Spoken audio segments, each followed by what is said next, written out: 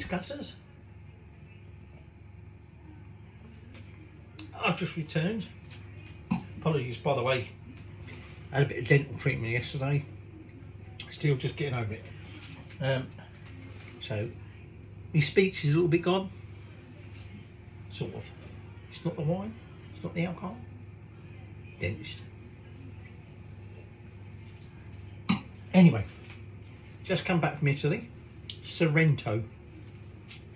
And actually it's given me some inspiration for some future episodes, one of which involves cannelloni. But anyway, I digress.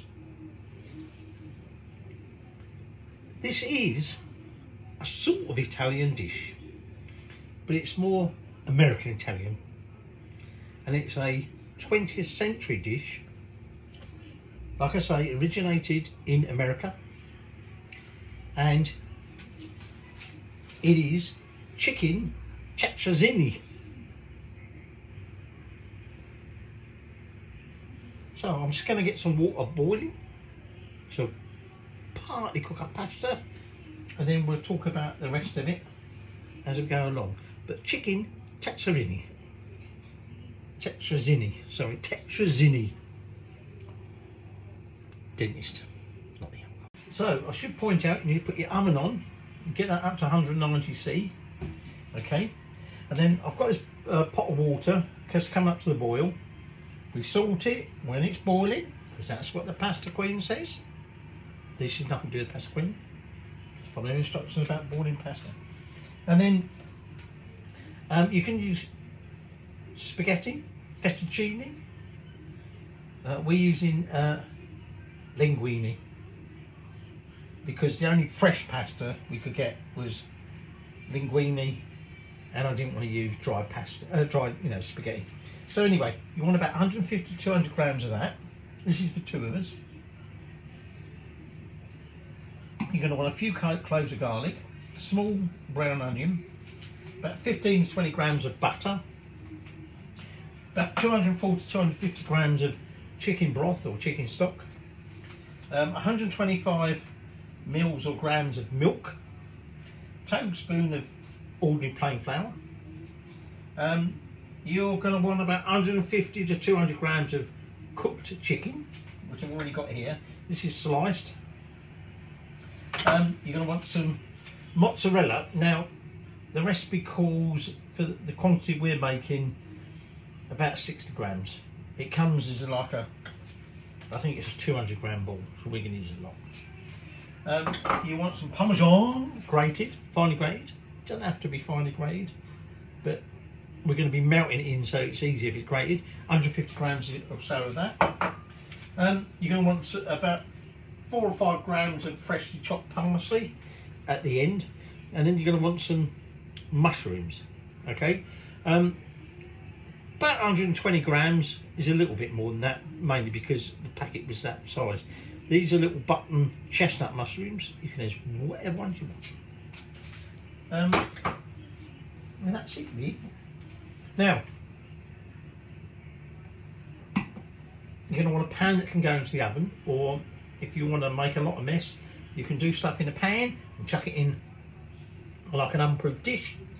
I'm going to, apart from pasta which is going to cook in there, I'm going to cook the other ingredients in there, and then we're going to mix it all together in there, and it's all going in I was just about to say a fridge. It's dentist. It's affecting my brain. And that's it, really. So, Chicken Tetrazzini.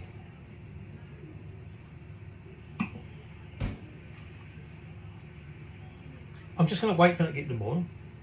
I'll chuck a good pinch of salt in that, and then I'll chuck that in there. I'm going to cook that for about 2 minutes. Going to be finished off in the oven. We don't want it too overcooked. Right, so I've moved that out of the way so you can see what I'm doing. We're just letting that boil. Actually, I'm going to give that another minute because everything's just coming at the boil again. Now, my onion I've already peeled the garlic. Now, my onion, we just want to dice that up. So, Chicken Tetrazzini, you can actually make a seafood tetrazzini if you like. Okay, but we're making the chicken version, and you need to cook your chicken before. Just thinking there doesn't seem to be any room on that, but there is a little bit. You cook the chicken beforehand. Okay. We're not actually cooking the chicken in this dish. Now, like I said to you, it was invented in the turn of the century. There's a little bit of a debate who invented it. I'm just going to get that off the floor. I just chuck that onion on the floor. There was some talk that it was done by Escoffier. It wasn't. Okay. He never mentions it in any of his cookbooks. And in fact, quite often, a lot of the cooks that it's attributed to, whoops, that's now, I could put that on the big black bird and it's like going away like a video. And that timer hadn't been started, I've changed it. Give that a quick stir. I might actually not give that the full 2 minutes I've got on there. Some of the other cooks that it's attributed to, again, there's never any mention in their books that they, or the recipes they did, but it's just essentially that type of pasta. I'm doing the hand waving thing again, aren't I? Blame dentist. In a cream or butter or milk sort of sauce with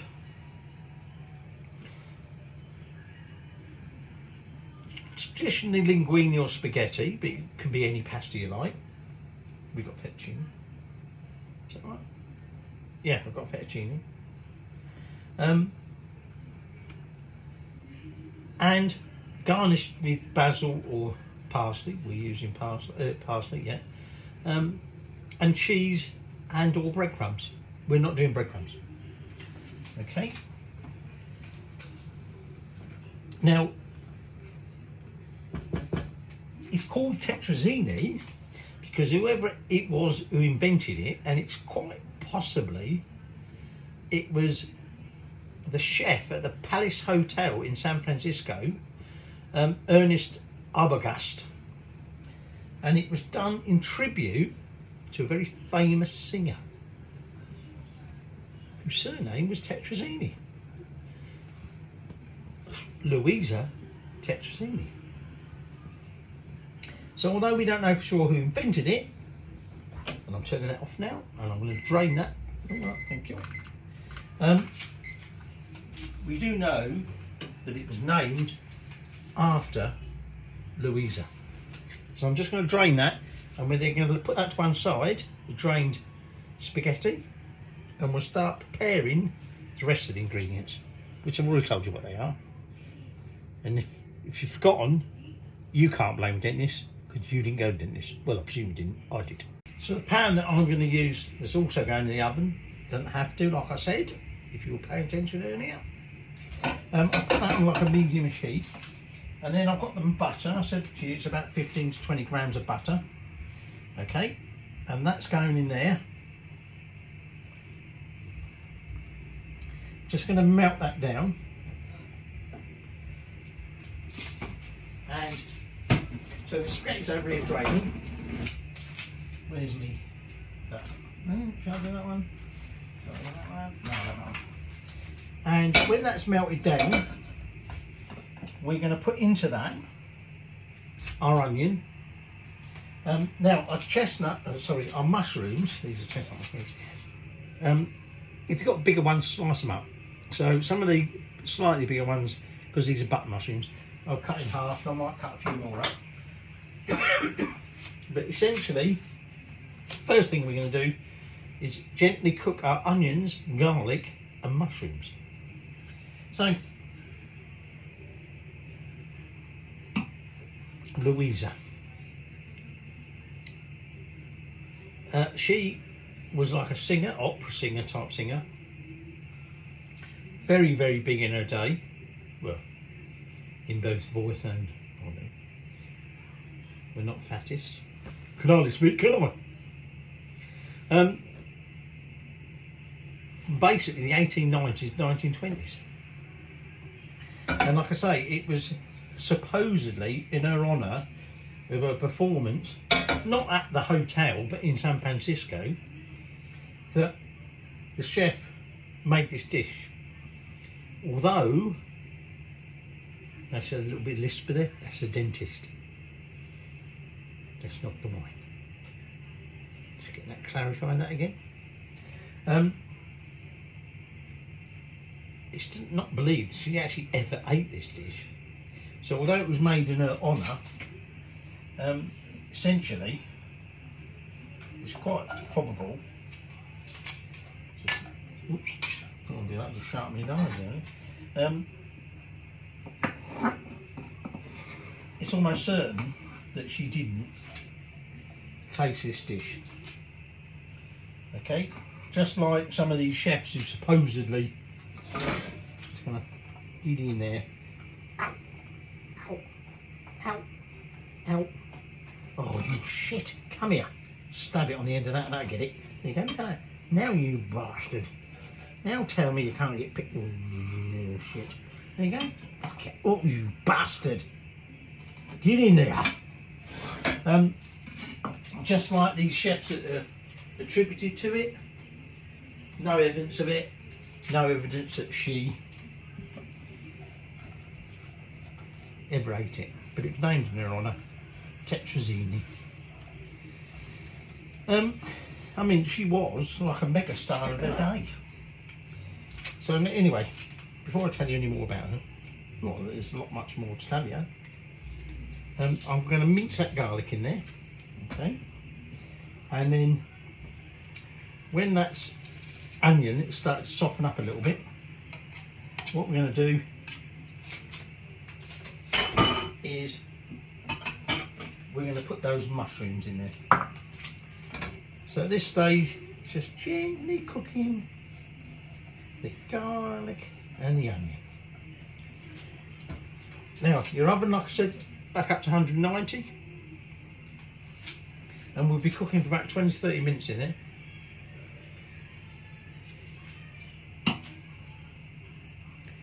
I need to top that up. So, I'll leave you in peace for a little bit while they just cook off a little bit. Right, they've had a few minutes. Starting to go a little translucent. So at this point,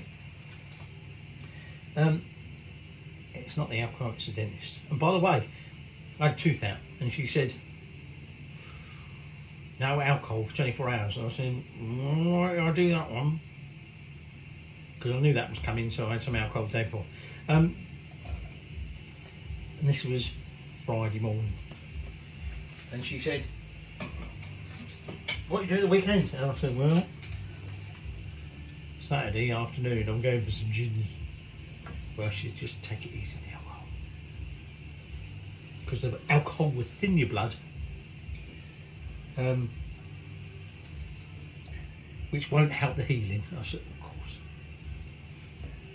So I've been and had 3 gins. And now I'm on one. I need to numb the pain. Anyway, those mushrooms are now in there. Like I say, choice of mushrooms is yours. If you've got the big mushrooms, you definitely want slicing. These little button mushrooms, the very tiny ones, I'm not bothered. The others, I've just done that. So we're just going to toss that around for a few minutes, as it were. Get them start cooked. Oh, them onions are starting to like them.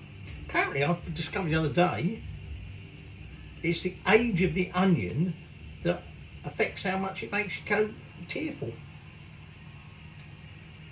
Apparently a young onion, a young fresh onion don't do it. It's the older ones that do it. I think I've got that right. Anyway, going back to old Luisa, she had this highly successful career across Europe. Now, although she was very well liked and very well respected amongst her peers and the colleagues and singing and that. Apparently, Dame Nellie Melba. Now, I mentioned earlier, Escoffier is one of those that was said to have invented this dish, and he didn't.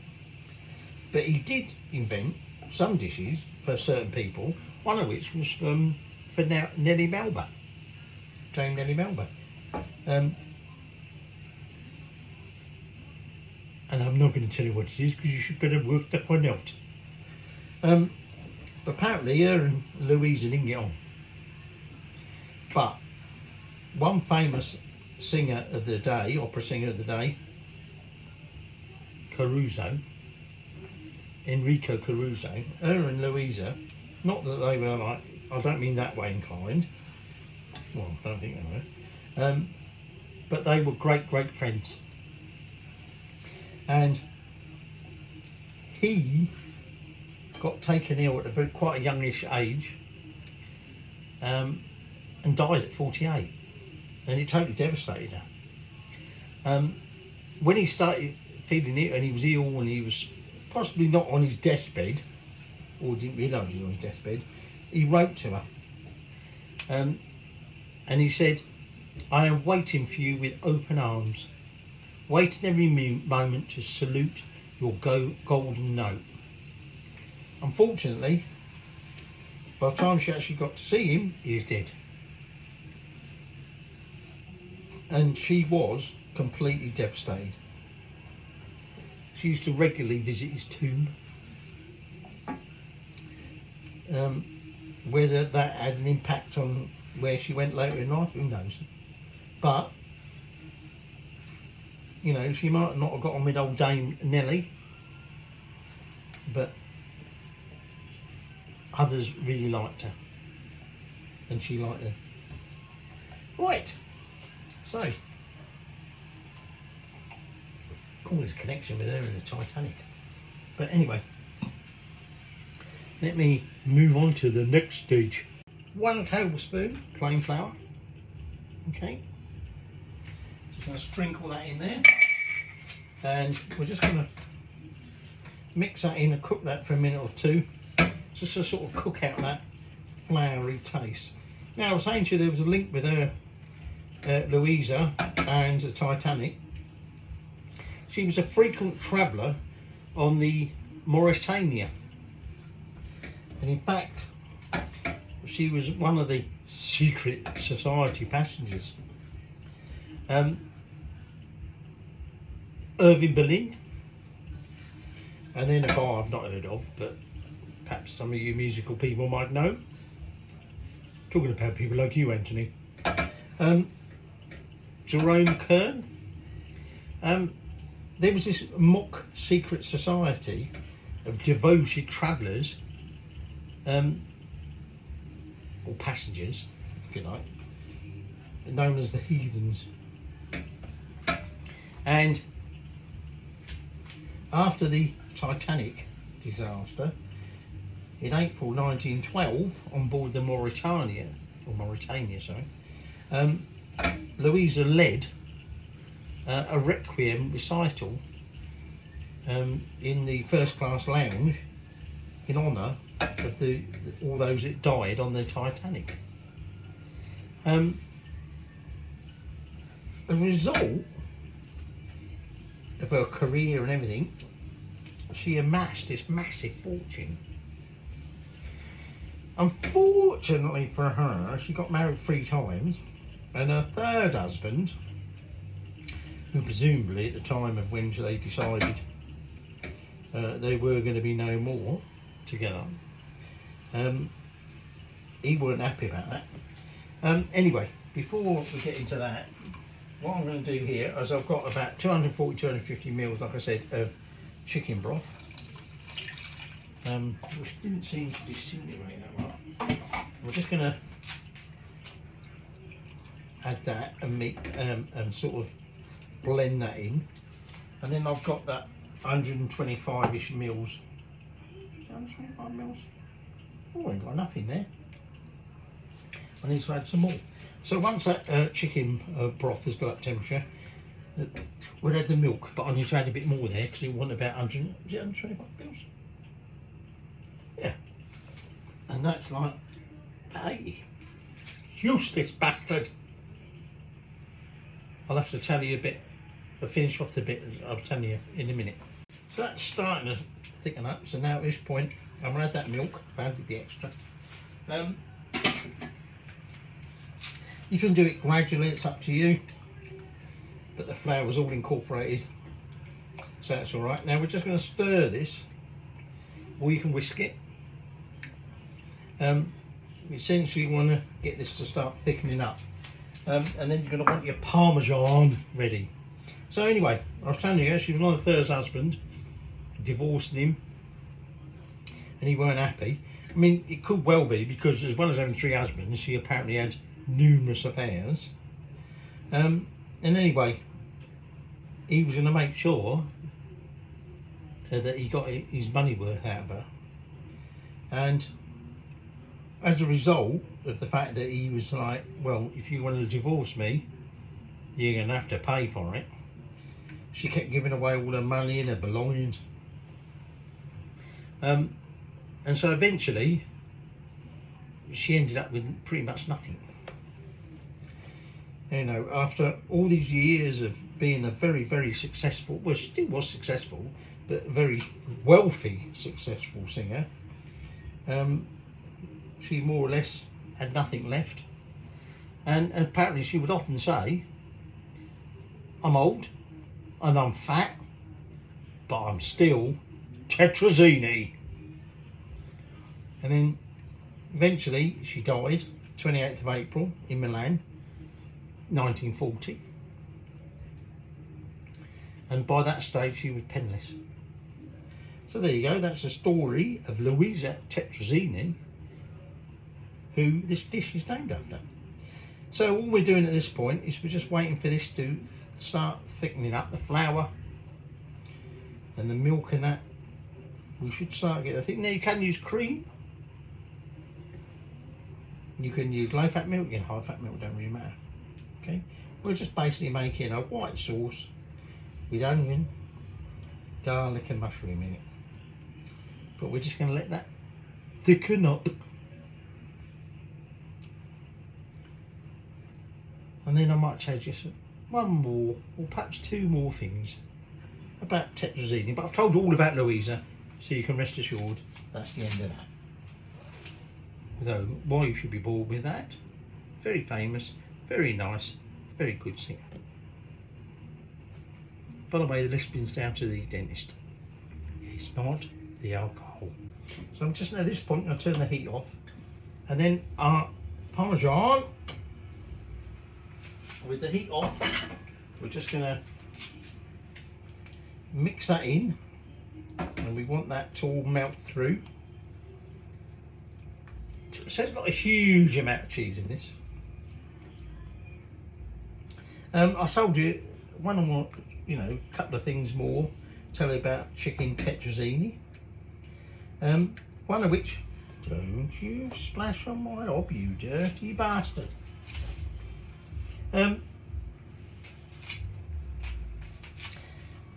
Even though it was quite a recent invention, it did sort of take off.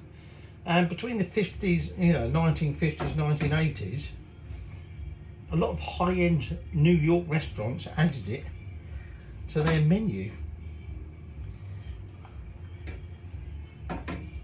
But it went viral at one point. Right, so, what's that on there? This point, now the chicken I have chopped up so many slices slightly thinner, okay? So we're just gonna add that in and stir that through, okay? So that chicken has been in the fridge, it's been out on the side for a little while, so we're just gonna let that cook through a little bit just to warm it up. You're gonna want your Parmesan and you're gonna want your pasta. Now the parsley just goes in at the very end. It was like garnish. So, like I say, we're just getting that chicken done. And at this point, the pasta's like solid in there, right? It don't want to come out. Come out, you bugger. Ooh, not over there. in there, you little git. Oh, fuck, that's hot. Oh, excuse my language. That was a bit wham. Get in there. Now, I might need another spoon for that. Because now what we want to do is make sure that pasta is sort of, I'll say broken up, but is well mixed in with that sauce. And essentially, apart from the mozzarella, which we've got to add in a bit, this is our chicken Tetrazzini. It's dentist. Now, I said to you, there was an episode as such where this dish became viral, and it was on the, or one of them was on the TV drama, which I must admit I've not watched. I've heard a lot about it, Mad Men, which is sort of set in the 60s, as it were, but I can't really tell you a lot because I never watched it. But I gather it was sort of set in the 60s-ish. I don't know whether it was alternative 60s, but whatever, I digress. And that, because it was featured in an episode of that, it became quite a sensation. But another one was on the talk show Maury, M-A-U-R-Y. I don't think it's on anymore. I don't know if he got cancelled or whatever. By the way, I've said he should be off on this. He had a woman on there who basically accused her best friend or a friend of seducing her boyfriend by cooking him his favourite meal, which apparently she had told him, or told her, she told him, was chicken tetrazzini. So to seduce him and entice him into her bed, she cooked him chicken tetrazzini. Again, I'm not watching, are we? Right, so that is now all mixed together. Just going to put that in there. Now this is where we take our mozzarella and we're just going to sort of shred it up with our hands and sprinkle that over top. Now, like I said to you, some people put breadcrumbs on top, some people put breadcrumbs and cheese on top. We're just using mozzarella. Okay, now our preheated oven, 190, is going to go in there for about 20 to 30 minutes. But what we're essentially looking for, because remember, most of the ingredients in there, in fact all the ingredients in there, have been cooked. So what we're looking for is to finish it off and the cheese to melt in and start going golden brown. So see you in 20 seconds probably. So I've just checked, it's starting to go brown, that's it. I chopped my parsley, about 4 or 5 grams. Whatever you want. So, let's get this out. Bear in mind, perhaps not as brown as I thought, but never mind. It's off. So,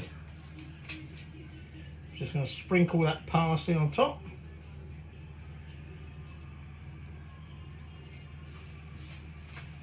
That'll do. And now, let's serve it up and see what it tastes like. So here it is piping out the oven. You might want to let it rest for a little bit just to cool off. So it's pasta, garlic. The wife did say she could smell the garlic. I said I've not used any more than I normally do. So it's garlic, mushroom, onion, pasta, chicken,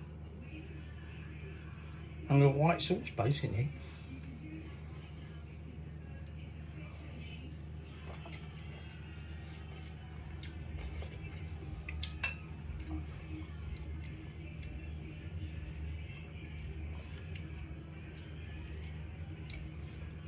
trying to think what it reminds me of. It reminds me of something else I've eaten, you know, pasta wise. I suppose really at the end of the day, it's just pasta in a cheese sauce, but not overly cheesy, with added flavour of chicken, mushrooms, onion.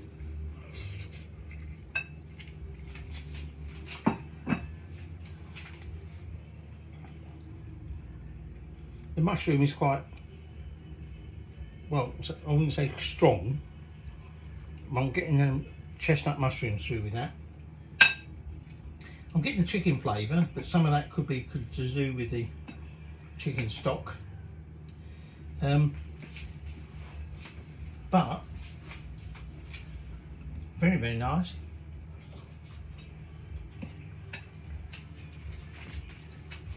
Like I said, not overly cheesy. Chicken Tetrazzini.